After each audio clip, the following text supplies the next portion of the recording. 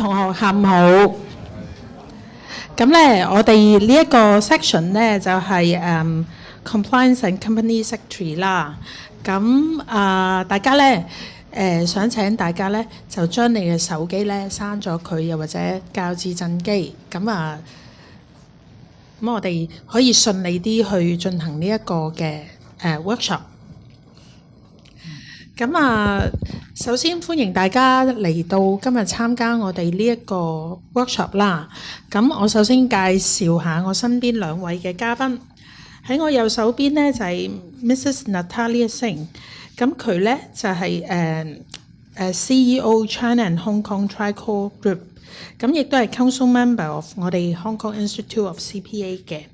咁大家俾啲掌聲 Natalia。咁另外喺我左手邊嗰位咧就係Miss Edith Shi，Head of Group General Counsel and Company Secretary， CK Hutchison Holdings Limited。咁Edith 咧過去咧都係我哋嘅 Council Member 嚟嘅嚇，咁就即係 serve 咗我哋工會，俾咗好多 advice 我哋啦。咁大家俾啲掌聲 ，Edith。咁我哋咧今日嘅 workshop 咧就大概係1個鐘度，咁就分開2個部分。第一個部分咧，咁我就會咧同2位嘉賓咧就傾下偈先嘅。咁等佢分享下，同大家分享下佢哋嘅經驗啦，同埋心得。咁之後咧，我就會有留翻啲時間啦，俾大家咧就可以有問題可以舉手嚇，請大家踴躍發問到時。OK， 咁事不宜遲，開始啦，好嘛？咁我就我哋呢一個即係 set up 咧，相信比起其他 workshop 咧，我哋更加 organize。咁咧，我見到咧就係有一個 PowerPoint 喺度嘅，係嘛？我哋有冇？係啦，咁見到咧就係Charter Secretary。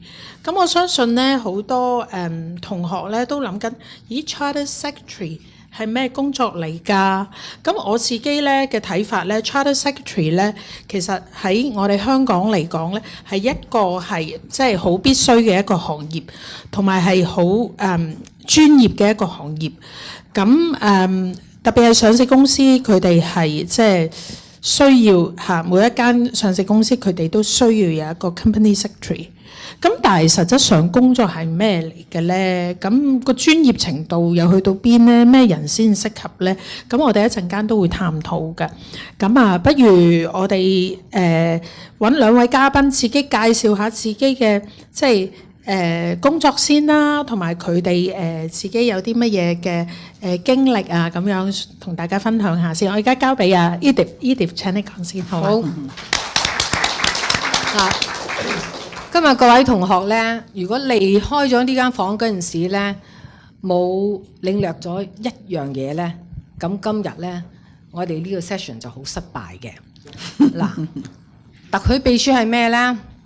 我好多年前咧，跟我老闆咧就去中國去出差，咁當時嘅福建省嘅省長咧就係今日嘅人民銀行嘅行長周小川先生，咁佢就同我哋開會，開完會之後就話：今次嘅安排都係比較緊迫，下次呢，呢位秘書小姐請你呢就預多啲時間，等我哋可以交流，就唔使想講嘅嘢就不可以盡興。咁所以呢，特許秘書咧就唔係嗰個坐喺老闆門口打字嗰位女士，或者都有男士嘅我哋。咁希望大家咧離開呢度嗰陣時咧，至少記得呢一樣。好，咁先講講我做啲咩工作。我係呢間公司名咧，我都要實習，因為我以前呢間公司叫做和記黃埔。咁自從咧個改組之後咧，而家咧叫做長江和記。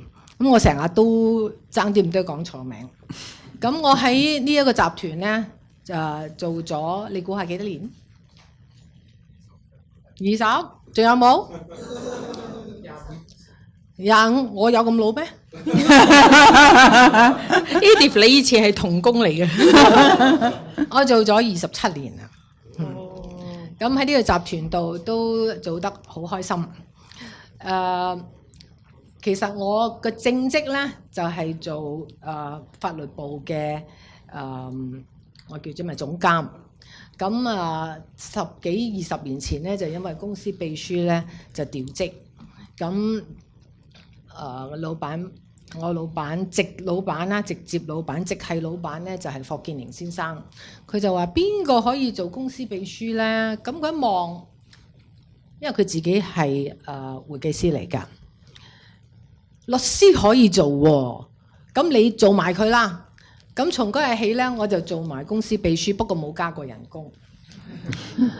咁所以咧，除咗律師之外，會計師都可以做公司秘書嘅。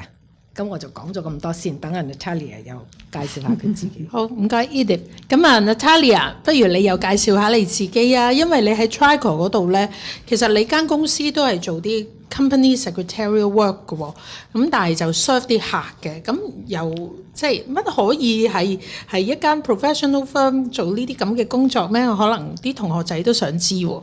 好啊 Mabel。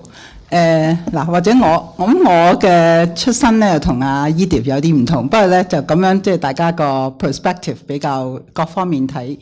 其實我咧一畢業咧，我就入咗4大，就係我係Ernst & Young， 當時叫 Ernst & Whinney 添，你知咩年代？所以咁咧就其實純粹係我自己，因為嗰時我讀咧，其實我喺香港 Polytechnic 讀。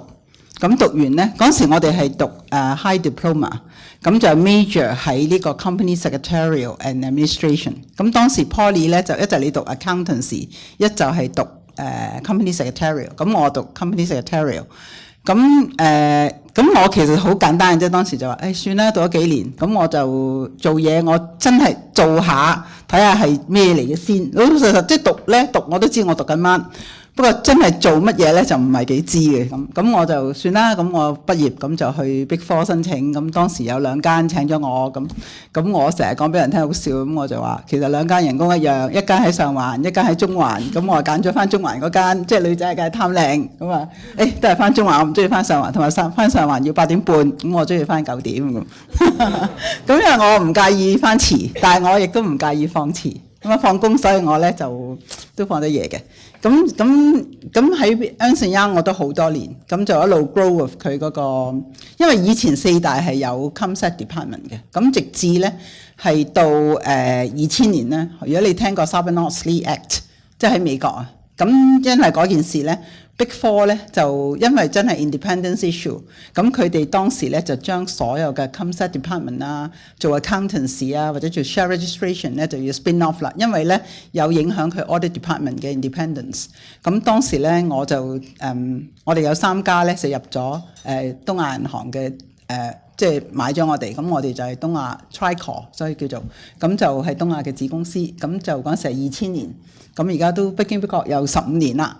咁我喺行內咧，即係我真係成世人咧，其實我都係做緊 professional firm， 成世我都係咁我又中意喎 pro firm 咧，因為人多，咁我覺得個 support 都幾好，咁變咗咧就幾忙都好咧，就算到今時今日我自己係 CEO， 我年年都可以放假，我要放我都仲放到。我放假嗰時我都仲係好安樂咁喺度玩，雖然要望下個 Burberry 啊，搭下咁我都唔介意。同埋我諗一個 message 就係做 professional 咧，即係嗱你哋當然你讀 accountancy 啦，咁但係我都覺得係終身學習啦。你考多幾個 professional qualification， 始終香港係一個 financial centre， 咁係有用嘅。咁就我成日都話俾人聽咧，就唔憂做。唔會餓死，可能做死，不過咧就自己要 work-life balance。我諗我講住咁多先啦。好，唔該晒 Natalia。咁我想問下兩位咧，頭先亦都有 touch 過，咁就係話咧，其實我哋即係今日坐喺度啦，咁梗係講緊 CPA 啦。咁但係我都想探討下，如果攞咗 CPA qualification， 咁入 ComSec 呢一行，咁又得唔得咧？有冇好處咧？定話應該係點樣選擇咧？阿 Edith 你點睇？我講喺上市公司裏邊睇啦嚇，我公司嘅 ComSec department 有唔少係會計師嚟㗎。咁佢哋攞咗會計師嗰個銜頭之後咧，就先至再去讀特許秘書嘅。咁當然我做主管嘅一個會計師嘅同事咧，嚟做特許秘書咧，當然係得心應手得好多，因為佢對於數字嗰方面咧就好敏感，睇下 account 都好醒目。你想唔想講？定係我哋介紹下我哋個工會？可以，但係不如你講咗你嗰個講完，跟住我交俾嗱，咁我就講咗啦，我就話會計師咧嚟做特許秘書咧，僱主咧係十分之開心嘅。咁仲有一樣咧，唔使驚冇工做，我日日都請唔到人，我每日都喺度請緊人，希望有人嚟應徵。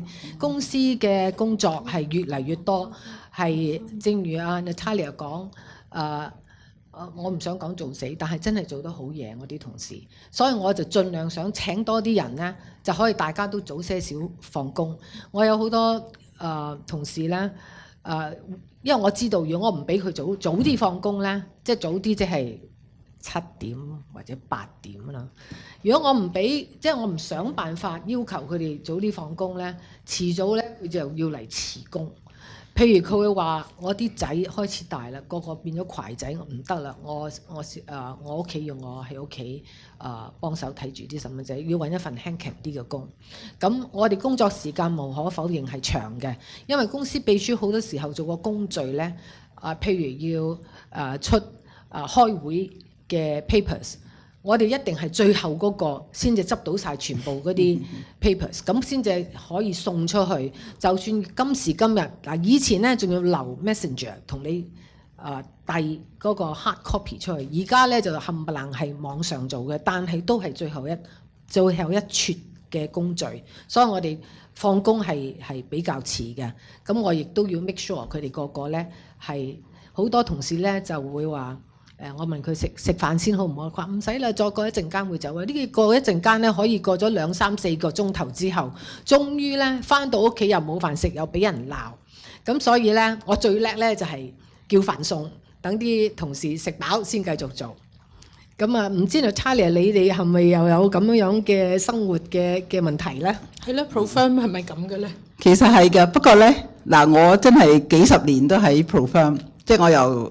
講埋唔怕啦，即係80年代初開始一路做到而家30幾年啦，你見到咁係有啲 difference 嘅，唔需我哋以前反而80、90年代咧都真係做得好夜啲同咁可能又因應個年紀啦，因為嗰時可能未結婚啊，咁我就即係自己就嗰日有拖拍就去拍拖，冇拖拍就做嘢，即係咁樣，咁啊唔介意嘅。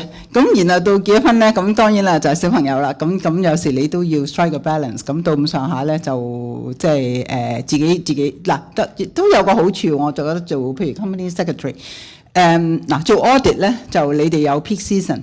做 company secretary 其實就全年都忙，不過有時你都 manageable， 即係嗰個星期咧，其實你大致都知道我邊日走得，邊日要早，邊日要遲。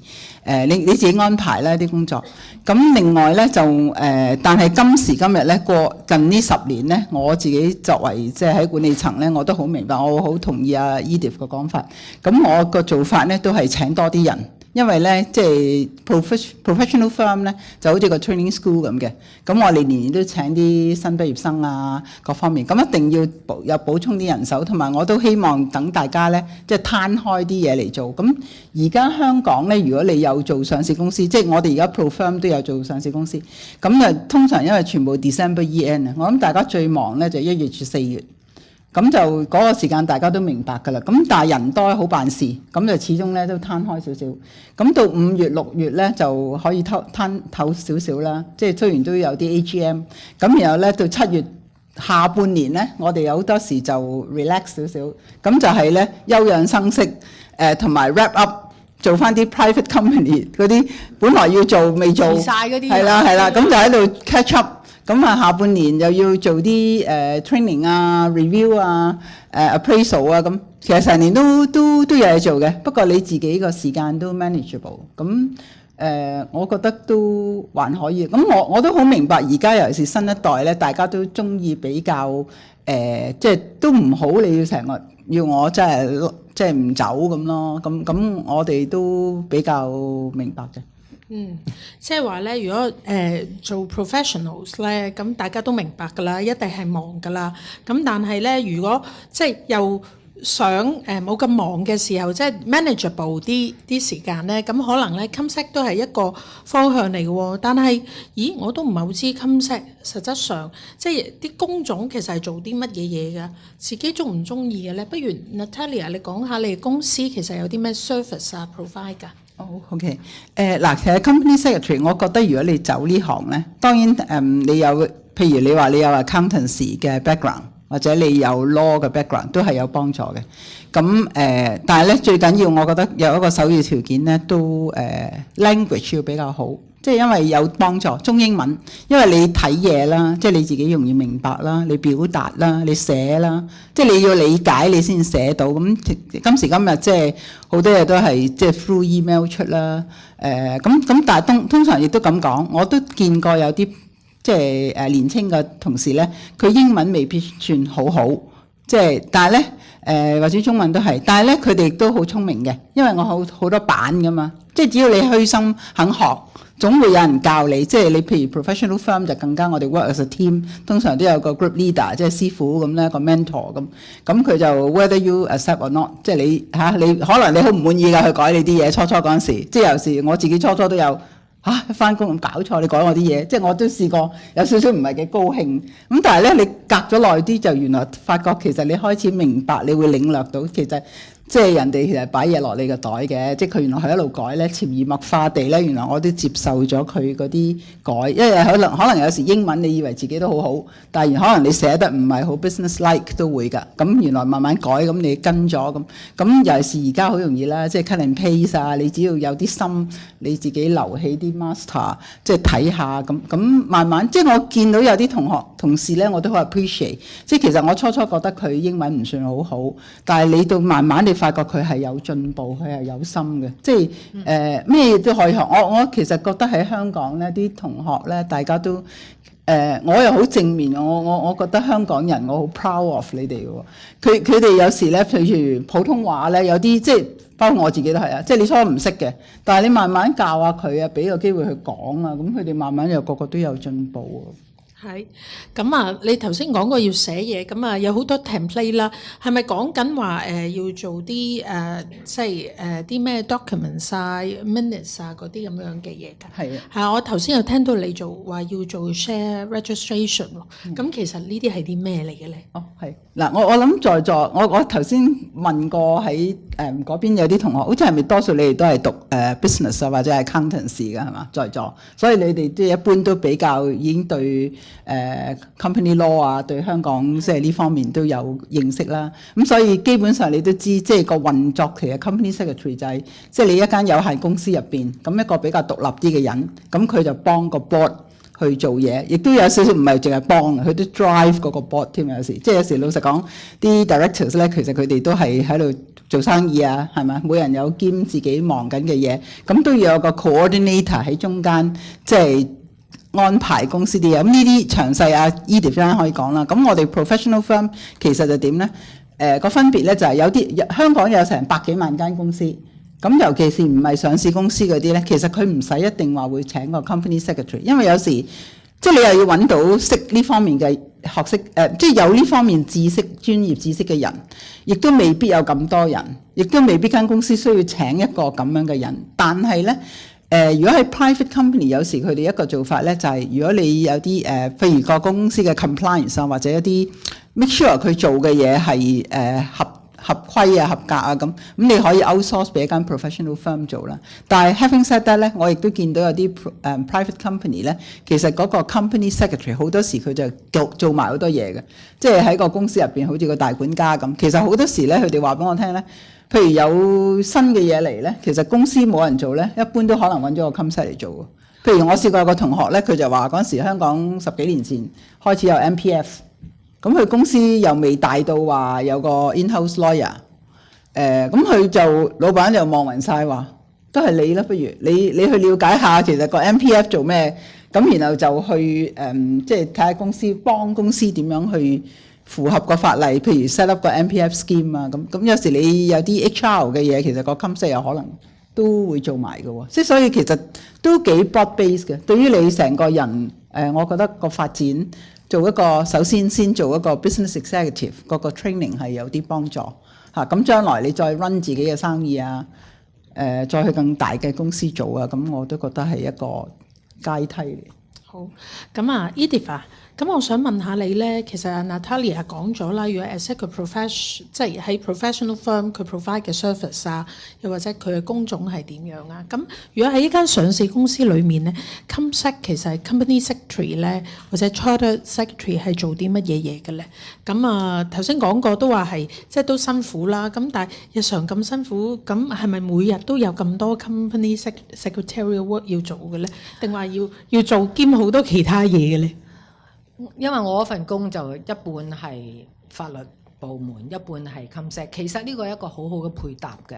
我以前淨係做法律部門呢，我整好晒啲文件呢，冚唪唥可以簽啦，咁就走去同 ComSec 講話，喂，你快啲同我攞 approval。咁佢第一件事呢，就要睇下你嗰啲咩文件，之後呢，就要寫一篇文章出嚟。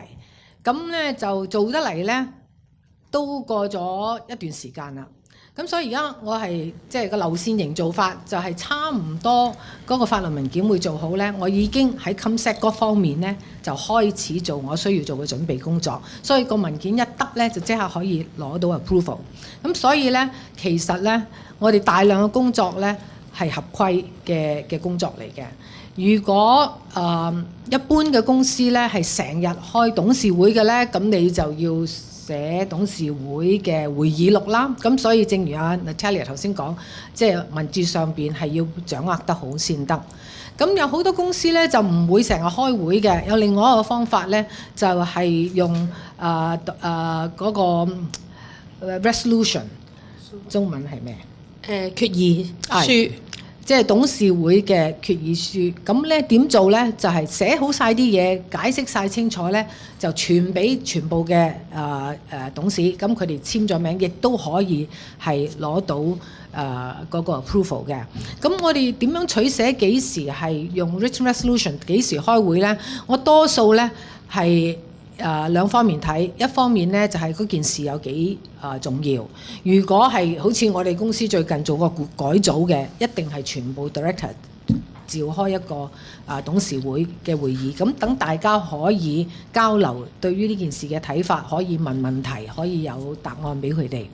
咁有啲會要開咧，就同 accountant 好有關㗎啦，係因為稅務方面嘅要求，咁而家越嚟越多咧，就唔同嘅國家都喺度係睇緊某間公司嘅稅務個安排係咪正當，嗰間公司係咪喺嗰個地方係有實在嘅工作喺度做，係咪有 substance， 咁先至可以攞到嗰個地方同埋你呢間公司個 jurisdiction 咧，譬如你有treaty 係可以慳翻啲稅嘅，咁我哋都係好照規矩咁樣做嘅。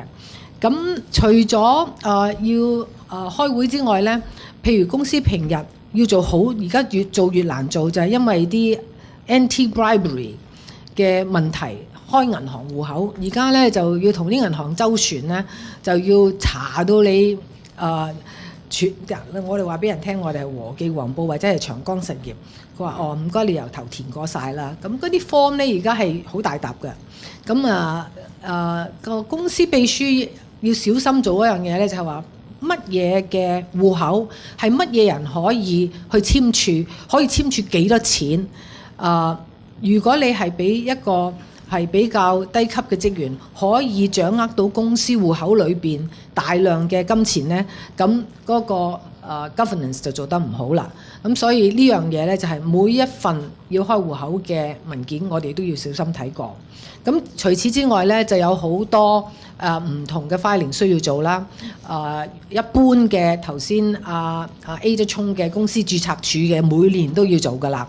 嘅啲 return， 咁或者你有變更，有董事變更啊，公司地址變更啊，好多嘢都係要做 filing 嘅。咁其中上市公司而家越嚟越緊要嘅工作咧，就係企業嘅管治。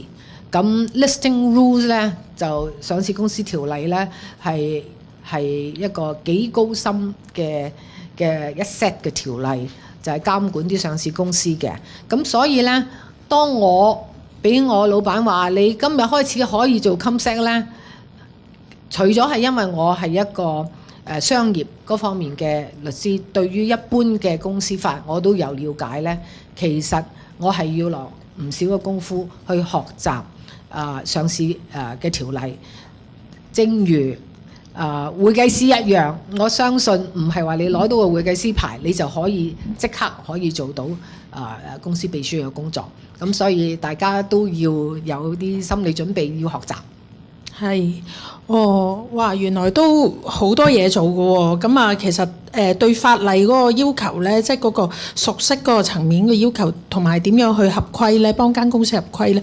咁我諗亦都係即係公司秘書嘅主要工作。即係好似頭先 Edith 講，大家要記住。帶一個錦囊翻去，起碼就係知道咧 company secretary 咧唔係就咁喺門口老闆門口打字嗰個，係完全係兩回事，亦都係一個非常之專業嘅一個行業。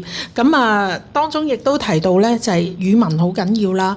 咁但係當然啦，語文係咪即係一定未係最叻語文嗰啲就唔做得咧？都唔係嘅，即係因為其實頭先Natalia 都話有好多 template 可以即係copy。抄下改下咁樣，同埋咧即係大家都要努力學習先至去到即係做到 ComSec 呢一份工作。咁其實咧我自己我本身咧就係CPA 啦。咁我自己睇咧，即係如果我係一間 CPA firm 咧，我自己都有啲 ComSec 嘅 work provide 俾啲客戶嘅喎。咁我最開初咧，咁我讀書嘅時候咧都係讀 account 為主嘅，咁但係我都副修我都收咗 ComSec 嘅。咁所以咧，令到自己咧都有機會咧，即係做到 ComSec 嘅一啲嘅工作。咁而我亦都知道咧，即係其實係上市公司咧，其實條例當中咧話如果你係 CPA 又或者係 lawyer 咧，都可以做即係可以 take up 個 role as 上市公司嘅 company secretary。咁但係實質上咧，我所認知嘅其實 company secretary 咧，可能有啲嘢 common with 即係CPA 佢本身 CPA 識嘅嘢。ComSec 裏面咧，即係嘅工種咧，都可能有部分係認識嘅，譬如好似 company law 啦，甚至乎係listing rules 啊。如果熟悉，即係做開 audit 係識listing rules 啊嗰啲，或者做開 accountant 係識listing rules 嗰啲咧，咁可能都會牽涉到，亦都即係幫到佢成為公司嘅 ComSec。咁但係實質上咧，即係兩位啦，咁。喺我身邊兩位咧都係非常之成功嘅ComSec 嘅人士，咁亦都係即係唔同嘅背景啦，係 lawyer 啦。咁但係我想知道，譬如如果喺一間上市公司嚟講咧，裡面做 ComSec 呢啲部門嘅工作，其實 CPA 多唔多咧？其實同埋如果係 CPA 有咗呢個 qualification 之後，再去即係補足自己學多啲關於 ComSec 嘅嘢，或者係即係讀多啲 ComSec 嘅課程加入翻即係再 join as chartersec， 咁有冇用咧？定話其實冇咁嘅需要啊？即係你點睇啊？你覺得應唔應該讀完 CPA 攞咗個 qualification 跟住再 join 呢？我覺得係多一個選擇咯，因為我都正如我頭先講，我個團隊裏邊都有唔少嘅係會計師嘅公司秘書嚟嘅，咁所以佢哋根本即係已經係考取咗會計師嘅資格，咁咧佢哋亦都係同時去學習做公司秘書，考我哋嘅試。我都想少少介紹一下俾大家知道。好，阿幫你咁咧。好啦，嗱呢啲咧。就係亦都可以睇到我哋工作係做啲咩，呢啲係我哋需要考嘅8張 paper。如果你係一個會計師，或者你係 business degree 嘅，或者你係 accounting 畢業嘅咧，咁你就係一般係有4科豁免嘅。咁你估邊4科呢？ Financial accounting, taxation, financial 有 management。星星嗰啲呢，就唔使考係唔使考嘅。即係如果你係讀 accounting 嘅，咁如果你係讀 business 咧，就要睇下你真正咧嘅上過嘅堂係乜嘢。咁我哋會係評審你學過嘅科目咧，咁先至去界定你要考幾多科。咁呢個試咧其實唔係幾容易考嘅，因為我哋嘅合格率咧係可以由20%去到50%-60%到啦，都好少多過60以上。咁點解咧？其實咧，我相信你哋考試一定冇問題。香港人好叻考試嘅，但係咧就因為咧我哋係一路做工一路考試。我哋而家嗰個入學嘅要求咧，大家睇最低嗰度啦。咁一定係要係 U-grade 嚇。咁我哋都爭取咗好多年。點解我哋要咁堅持要 U-grade 咧？就係頭先Natalia講，我哋個英文嘅水平咧係要去到某一個水平。以前咧係唔使 U-grade 㗎。咁不過過咗咁多年咧，我哋已經爭取咗係而家係 U-grade。U-grade 之後咧就要考試啦。嗱，大家可以睇到左邊嗰個咧就係一個國際嘅資格嘅認證嘅考試，就係頭先嗰8科啦。咁所以如果你係讀法律或者讀 accounting 或者讀 business， 有可能你係有 up to 4科唔使考嘅。咁但係仲有另外一個途徑喎。我哋而家有個學科咧，就係一個碩士嘅學科，就係企業管治 Master in Corporate Governance。咁呢兩樣嘢都搞掂咗，即係一係你攞個 Masters， 一係就考咗個8科，或者你有豁免嘅。咁你就係一個學員。學員咧就要3至6年嘅時間嘅工作經驗，係要有相關工作經驗咧，你就可以做一個會士啦。咁所以一個會士咧已經係至少咧係碩士級嘅人馬先至可以做到會士。咁如果再即係做咗8年之後咧，就可以申請係做資深會士。OK， 咦，咁都幾好喎。咁另外咧，我亦都覺得咧，即係上市公司當中咧，好多時咧我都見到咧係話 CFO 兼埋 ComSec 嘅。咁所以我又覺得咧，如果係大家咧考 QP 啦，跟住行一路攞埋個 qualification 啦，做埋公司嘅CFO 啦，咁加埋咧做埋 ComSec 咧，個市場仲大。咁我見到好多公司都係咁樣嘅。咁但係唔好唔記得喎，即係其實就算你係CFO 有咗我哋 CPA 嘅資格咧，即係我都鼓勵大家去再即係攞咗啲 exemption 啦，跟住再考埋剩翻個幾科啦，或者 attend 一啲 course 啊，有啲 master course 啊，咁讀埋咧，咁就令到咧即係你有晒雙重資格啦，咁又可以即係踏踏實實有個內涵可以做到 CFO 啦，亦都加埋咧又可以做埋 ComSec 啦。咁Natalia。咁Edith 都講啦，佢哋公司咧，其實如果喺 ComSec 部門咧，都有即係唔少係會計師嚟嘅，即係由會計師有咗呢個 background，咁當然有個好處，因為其實喺公司做 ComSec 其實唔係淨係話做 documents 噶嘛，都要理解到入面嗰啲財務嘅一啲分析啊，或者一啲數據啊，咁你令到咧助長到你係去做 ComSec 嘅 work 咧，都會係做得更加好嘅。咁我想問翻你哋公司，如果係一個 professional service 嘅 firm， 一間 ComSec firm， 其實當中多唔多會計師去做呢啲嘅工作咧？同埋我亦都好想知道，因為其實你哋比較特別有一個即係有一個 service 叫做 share registration， 係咪 for 上市公司嘅 work 嚟㗎？咁其實係啲咩 work 㗎？嗱，兩個問題就係咧 CPA 呢個 qualification。你哋公司裏面嘅同事多唔多係 CPA 啦？咁同埋 share registration 係做啲咩嘅咧？係，多謝 Mabel， 你俾個機會我介紹我公司。咁今日咧，你哋如果有嚟我哋都有個 counter 喺度，即係頭先你都聽到 Tricor 啦。咁我哋今日都有個 booth 嘅。咁其實 Tricor 都係一個recognized employer。of HKI CPA， 咁即係 means 咧係乜嘢咧？我哋嘅 senior management 入邊咧，其實都有好多 CPA。咁因為一來我哋嘅 background 係 come from the Big Four 啦，咁另外亦都係的而且確佢我哋係 provide training 嘅。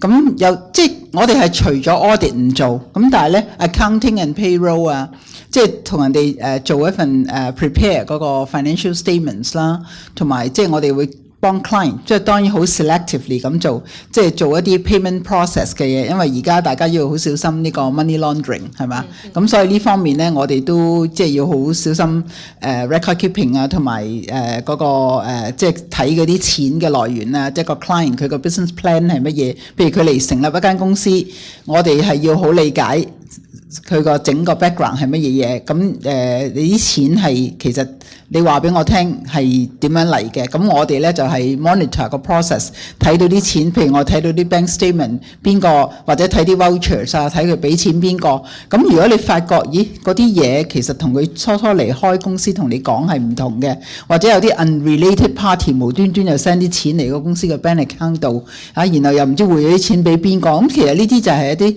suspicious transaction 啦。咁呢啲亦都係咧，即係 through 你嘅 training， 你就會知道，咦有啲問題喎。咁我哋都會即係 internal 有啲 guidelines。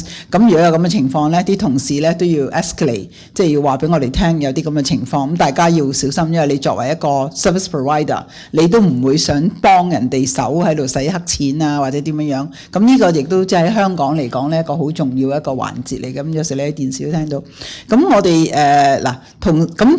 即係我自己咁多年喺 ProFirm 做咧，其實我都獲益良多嘅，因為好多時你雖然你話我喺 Comsci department 又好或者點樣，其實你做嘢嘅期間咧，你一定係會 come across 你同啲做audit 啦、accounting 嘅同事啦，同做 tax 嗰啲同事啦，咁即係我哋而家都係有咁嘅同事。咁大家咧，有時你因為 serve 同一個客啦，同一啲事啦，咁你會一齊開會啦，一齊有時 discuss 啊，或者大家就算唔係 email 啦，即係你見到佢點樣答個 client， 因為我哋 work as a team， 咁佢會 copy 你咁啊嗰啲 email， 咁其實從中你學到好多嘢嘅，你好明白到即係一個 business operation， 一個香港嘅 organisation， 無論上市又好，佢係一個喺 public sector 嘅公司又好，係一個 private company 又好，咁你從中咧，即係如果你係比較好學嘅咧，其實你係領悟，你好明白嘅成個公司，即係由佢成立到佢後來慢慢佢點樣做得好嗰啲公司，點樣發大嚟做，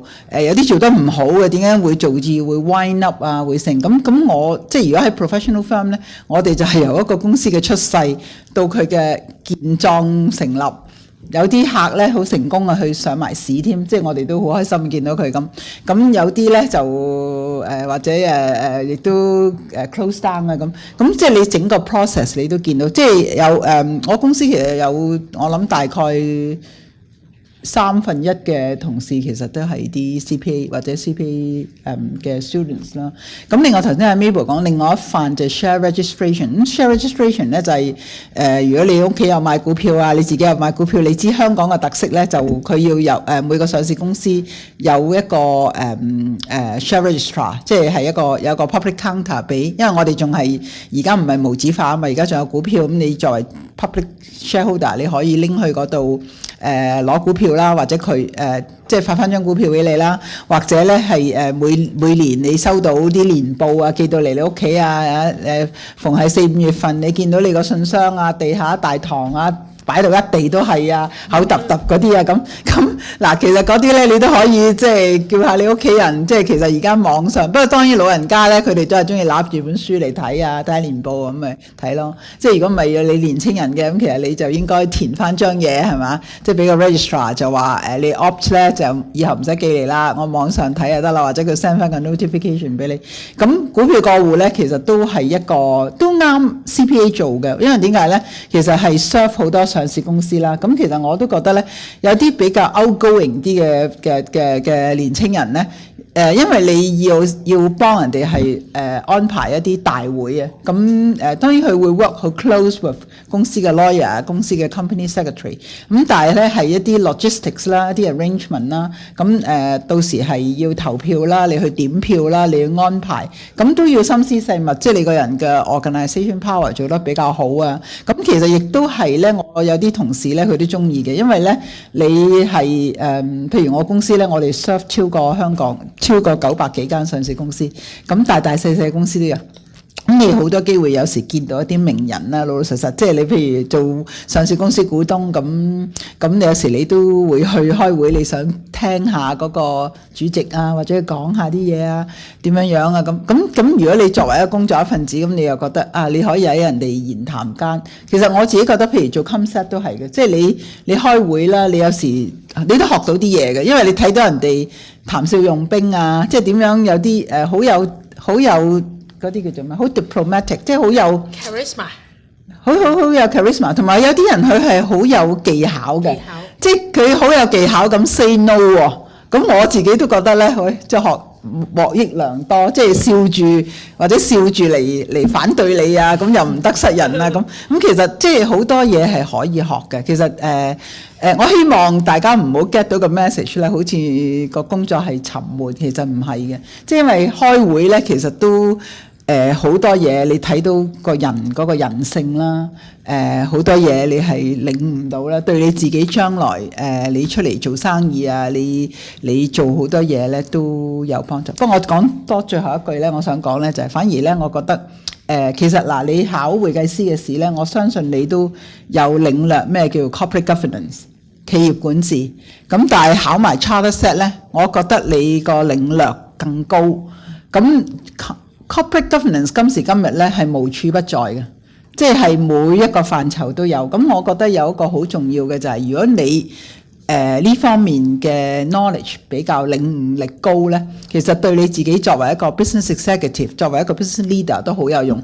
因為有時咧去到某一個點咧，你要 make 一個 decision 咧，係冇人幫到你嘅，即係你唔可以下下話我叫我律師嚟啊，我叫我邊個 advise 我啊咁。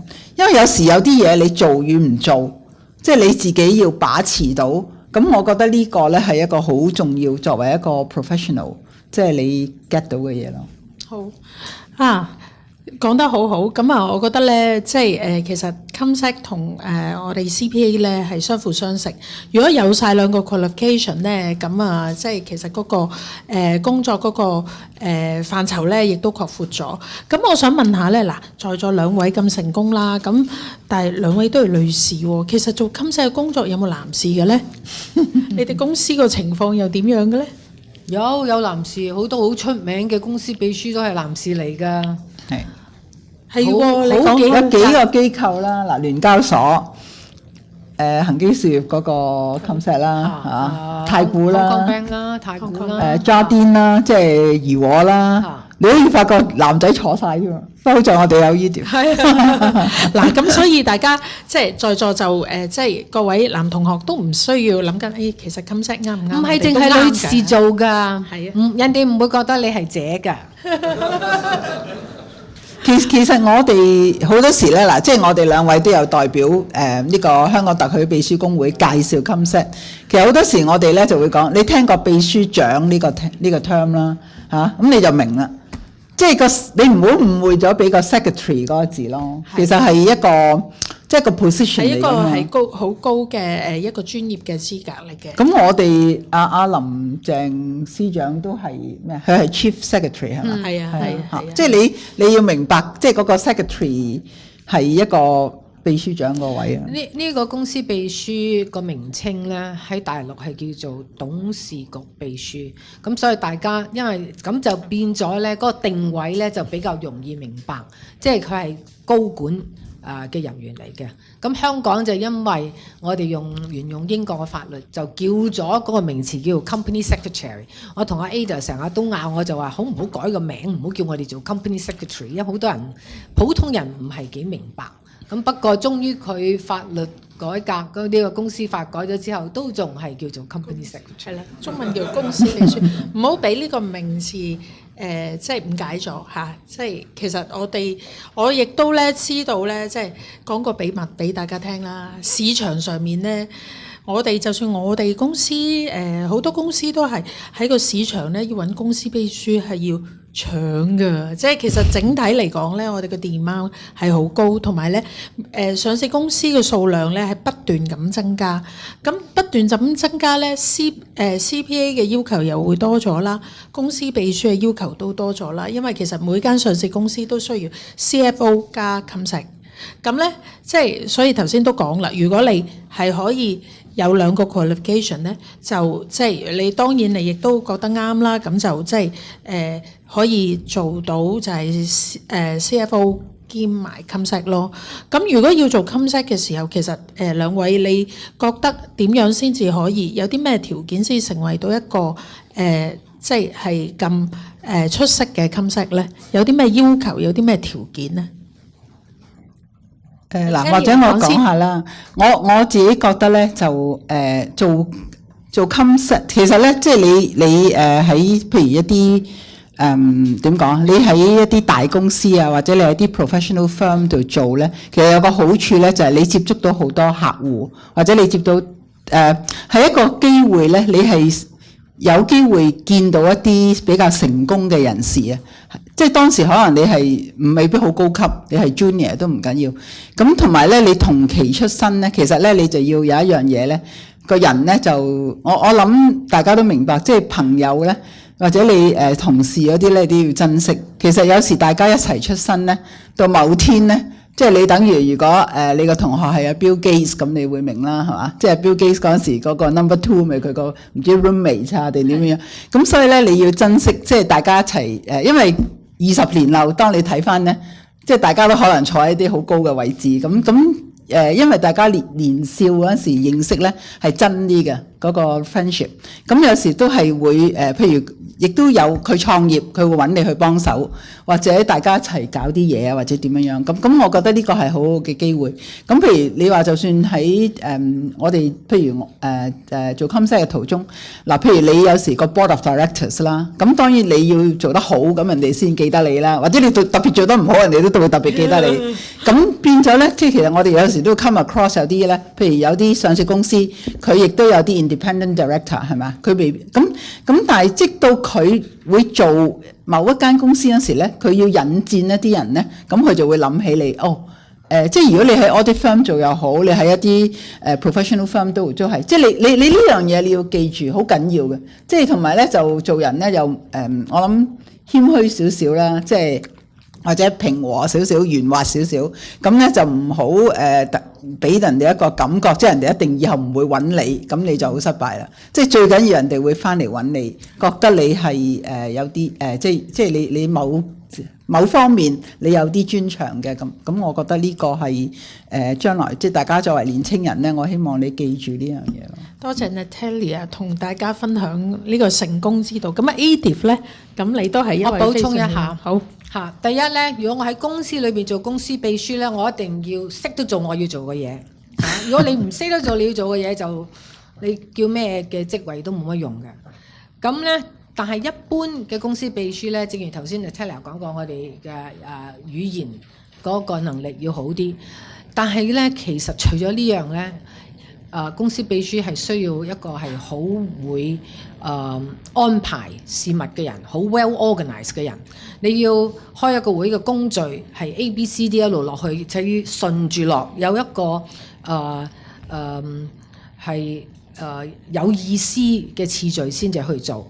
咁我喺一間公司裏邊做公司秘書咧，我認為我一個其中一個最大嘅職責咧，就係譬如我要開個董事會，或者開個股東甚至股東會議，我嘅職責就係要呢個會係順順利利進行。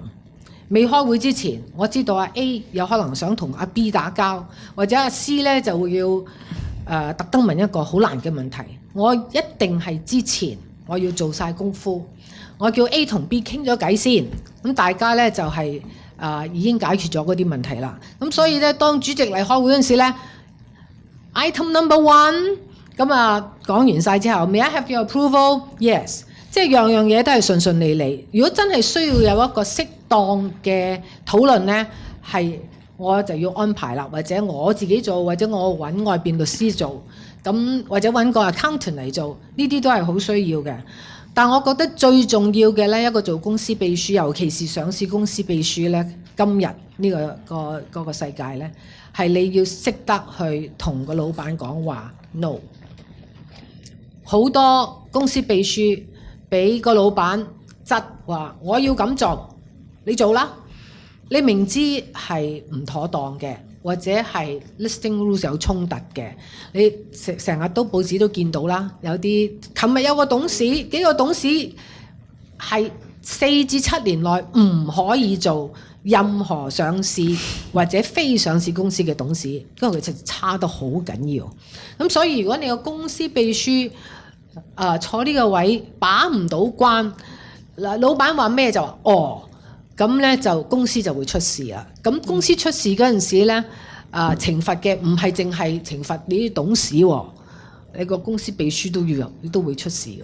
所以可以婉轉同老闆講話呢件事要咁樣睇法，可唔可以用呢個方式做咧？嗱，而家我老闆最叻㗎啦，我主席阿 Legal 同 Comsec 話唔得喎。咁咧就可以，譬如人哋問佢一個問題，如果佢講咗個答案出嚟咧，就會price sensitive information 出咗街㗎啦。咁而家好識得係望下我哋，咁我哋擰下頭，佢就話唔講得喎。大家學到嘢啦，原來即係其實唔係純粹做文件咁簡單啦，同埋咧即係其實有個好高嘅專業操守啦，合規嘅嘢先至可以做，唔合規嘅就要出聲啦。咁不如咁啊，趁而家即係咁難得，兩位其實都係Institute of Chartered Secretary 嘅前會長，咁不如阿 Edith， 不如我用2分鐘介紹一下，1分鐘，1分鐘好，嗱呢一我幫你撳。好，嗱咁我哋係乜嘢啦？我哋就係香港特許秘書公會，現時咧就差唔多有9000個members 同埋 student members 有6000，學生有3000幾。咁咧我哋係全世界咧呢一個我哋點解我哋叫特許秘書咧？我哋有個淵源嘅，因為係英國女王特許我哋嘅。咁所以咧你就會睇到我第2個 bullet point 啦。我哋咧係等於 The Institute of Chartered Secretaries and Administrators of UK 嘅 China Division， 所以我哋唔係淨係睇香港，我哋係睇埋中國嘅。咁除咗呢個係呢個正式嘅機構就係俾我哋嘅 qualification， 但我哋仲有一個協會，我哋有一個叫 CSIA 係國際企業嘅秘書嘅協會。咁呢一個咧就係唔係考試嘅，但係有好多全世界唔同嘅國家嘅秘書嘅公會係一齊組織嘅。咁少少介紹一下我哋個老豆啦，即係 ICSA 啦。咁咧就概括嚟講有8大國家，第一係英國，英國都包括好多其他係英屬嘅國土，全部呢啲都同英國有關係嘅。咁中國其實就係因為香港有關係啦，我哋有澳洲啦，有馬來西亞啦、新加坡、紐西蘭、南非同埋津巴布韋咧係夾埋一齊，仲有一個就係加拿大。咁全世界講起嚟咧係有72個國家，雖然有8大國家，有好多好細嘅。咁有多過4萬嘅會員，咁同喺呢個組織裏邊做一個會員有咩好處呢？就係話你去呢72個國家都會承認你嗰個專業嘅資格。咁你即係香港係十分之好嘅地方，我唔係鼓勵大家去移民，但係你要去英國做特許秘書又做到，去加拿大又得，去馬來西亞又得，新加坡又得。咁呢個係一個全球性嘅機構。咁似我哋 CPA qualification 嘅，考完我哋嘅 QP， 其實成為咗 CPA 喺全世界裏面嚟講咧，最 top tier 嘅嗰個工會咧，關於 CPA 嘅工會咧，都係我哋可以有equivalent 嘅喎。咁即係話我哋去到 UK 啊、加拿大啊等等嘅國家咧，咁我哋都可以咧攞翻佢哋嘅 qualification 嘅喎。咁嗱介紹完畢咧，咁而家咧我就想俾大家一個機會，咁難得兩位咁資深嘅company secretarial service 嘅即係嘅人士啦，咁就俾大家咧有機會咧問一啲嘅問題，咁啊大家踴躍舉手，咁啊舉手之後咧，我哋同事會安排一支咪俾大家，好嗎？咁就睇下邊位有問題想問，係前面嗰位。講一講你個名先，好啊？我叫我想請教下施律師咧，就係咧平時你工作上可能需要成日都 say no 嘅時候咧，我想請教你個技巧就點樣同啲老闆 say no？ 因為其實作為一個 company secretary， 其實有時咧去到把關情況下咧，你一定要 say no 嘅。但問題就係咧，老闆一定要 favor 佢自己 personal interest 嘅時候，咁你點樣可以透過你嘅經驗上點樣可以遠啲同佢講 say no 咧？想請教下你嘅經驗。其實咧有好大嘅原因咧，就要睇你個老闆要唔要奉公守法。我做過上市委員會嘅委員，我亦都係做過disciplinary tribunal 嘅委員。咁你發覺咧出事嘅地方咧，就係話根本嗰個公司裏邊嘅高管人員咧，係對法律啦或者對listing rules 咧，我唔係話佢漠視，佢唔明解。唔識得去遵守，咁當然第一樣就係話你做一個公司秘書，你要講俾佢哋聽個法律係咩，個 listing rules 嘅要求係咩。咁如果有啲老闆呢，其實佢唔係唔願意遵守㗎，係佢唔明解係啦。咁所以呢，好多你講咗之後呢會聽嘅。但係譬如我個老闆呢，你同佢講話 listing rules 第幾條係咁樣，呢個唔做得。佢話唔做得就唔做得㗎啦。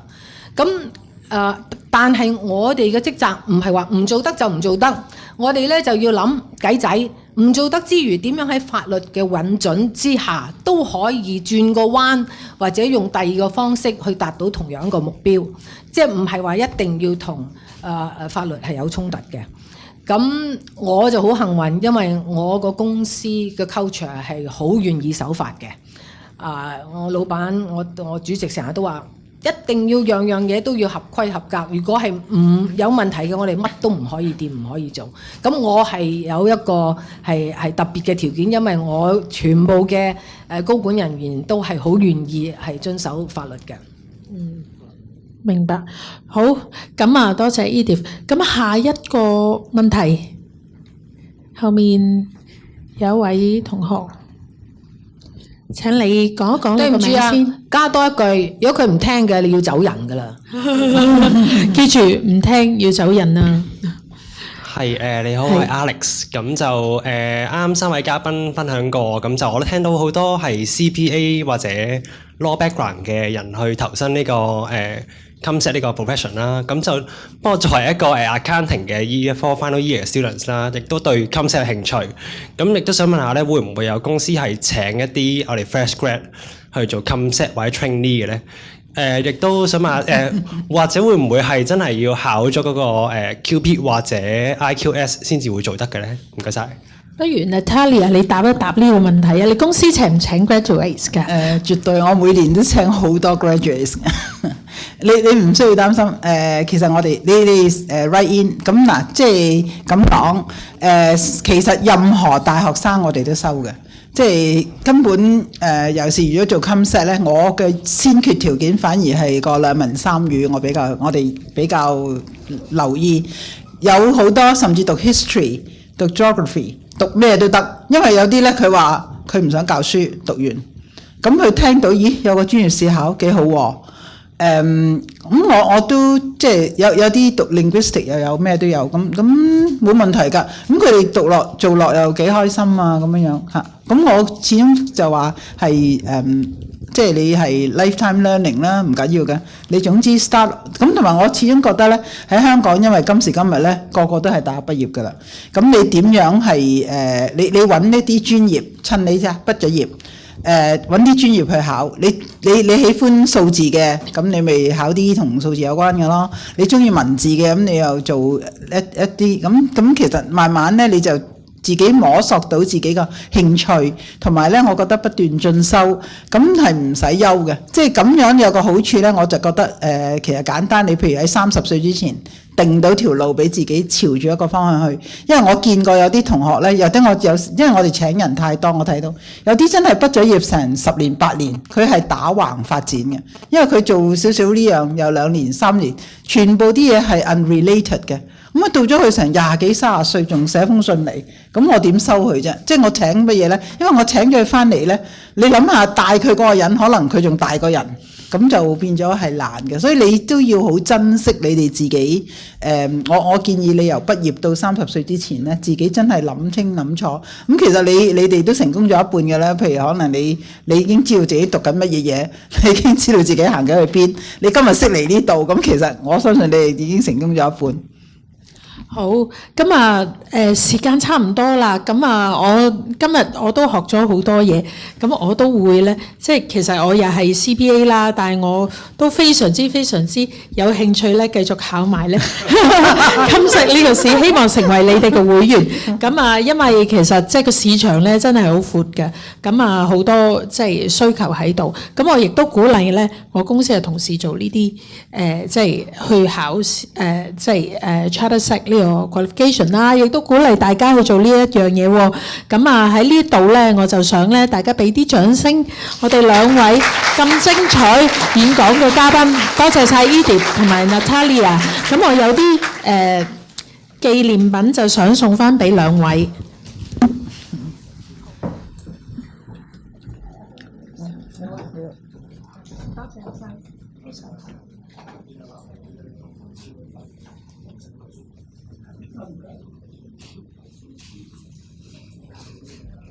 Thank you, Natalia。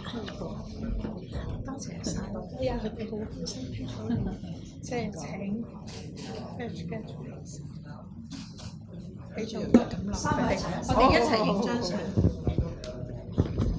我諗要行後啲，係咪啊？定前啲好？前啲定前啲？前啲有冇畫前啲啊？係咪前啲？咁啊，前啲，一係就冚唪唥就擺OK。